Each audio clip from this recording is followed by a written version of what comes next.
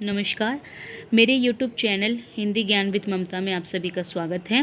बच्चों, आज मैं आपके सामने कार्यपत्रक G14 लेकर आई हूँ, जो कक्षा 7वीं और 8वीं के लिए है, जो तिथि 20/7/2021 में आई थी।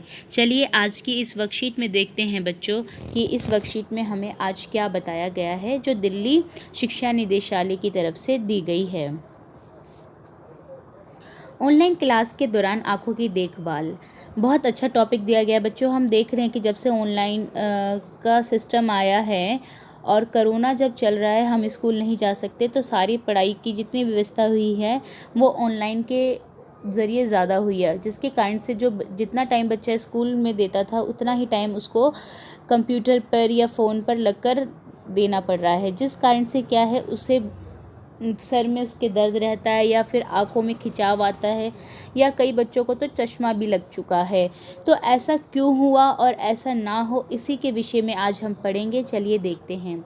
कोविड-19 महामारी के दौरान हमने अपनी पढ़ाई ऑनलाइन माध्यम के द्वारा जारी रखी है, लेकिन ये कभी कभी आँखों को नुकसान भी पहुंचा सकती है। जैसा कि मैंने आपको बताया बच्चों, ऑनलाइन अध्ययन के दौरान, यानी जब हम ऑनलाइन तरीके से जब हम अपनी पढ़ाई अध्ययन मतलब अपनी पढ़ाई लेखन कार्य जब भी कर रहे हैं, आँखों के तनाव को कम करने के लिए निम्नलिखित सुझाव है। यानी आँखों में एक विशेष प्रकार का देख रहे हैं हम आँखें, आप भी नोटिस करेंगे जब आप कंटिन्यू 2-3 घंटा बैठते हैं कंप्यूटर के पास या फ़ोन के पास, तो आपकी आँखों में विशेष प्रकार का दर्द होता है। क्यों ऐसा होता है, तो चलिए इसके बारे में पढ़ते हैं। तो हमें हमारी आँखों को कम नुकसान पहुँचे, इसके लिए क्या क्या काम करना है, हम अपने जीवन को किस प्रकार से बनाना है, चलिए देखते हैं। पौष्टिक आहार ले। पौष्टिक आहार आप सभी बच्चे जानते हैं क्या होता है।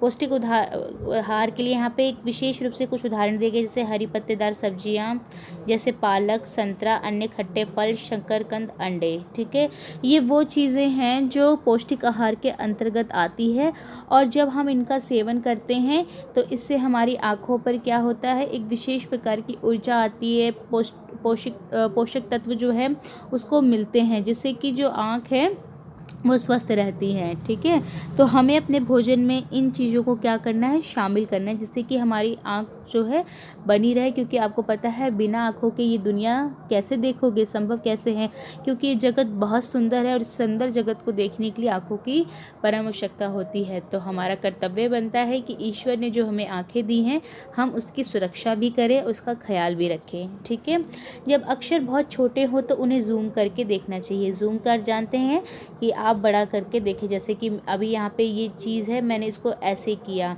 तो अभी छोटा था, अभी आपके सामने बड़ा हो गया। इस प्रक्रिया को जूम कहते हैं। जो बच्चे नहीं जानते हैं उनके लिए मैंने अभी समझाया है, वापस से आ जाते हैं।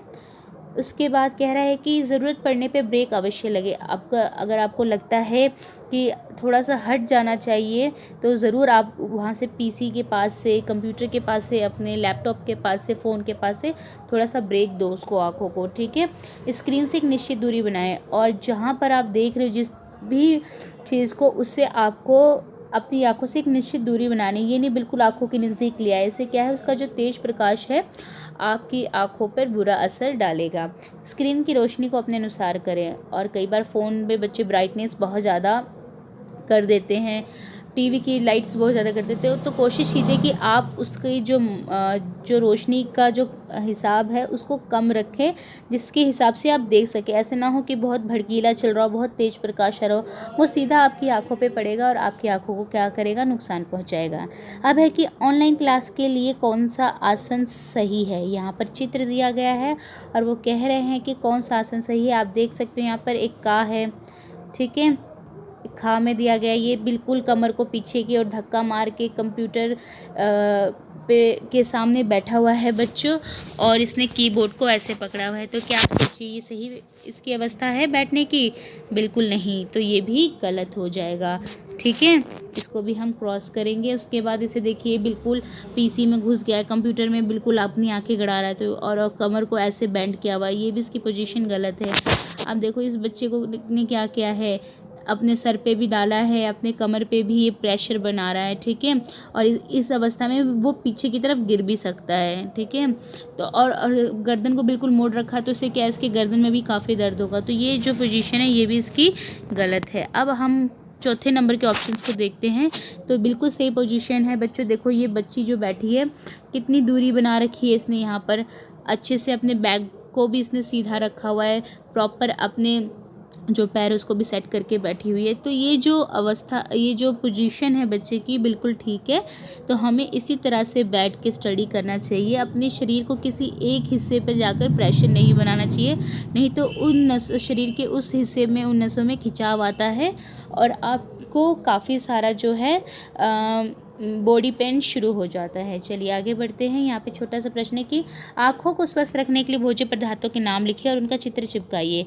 तो बच्चे आप नाम भी लिख सकते हैं, एक छोटी ऐसी एक्टिविटी है, उसका चित्र भी आप क्या है काट के चिपका सकते हैं। और पॉसिबल हो चित्र नहीं मिल रहे हैं आपको पेस्टिंग करने के लिए तो आप उसको हाथों से ड्रॉ कीजिए। और ड्राइंग करना तो बहुत सारे बच्चों को बहुत पसंद है।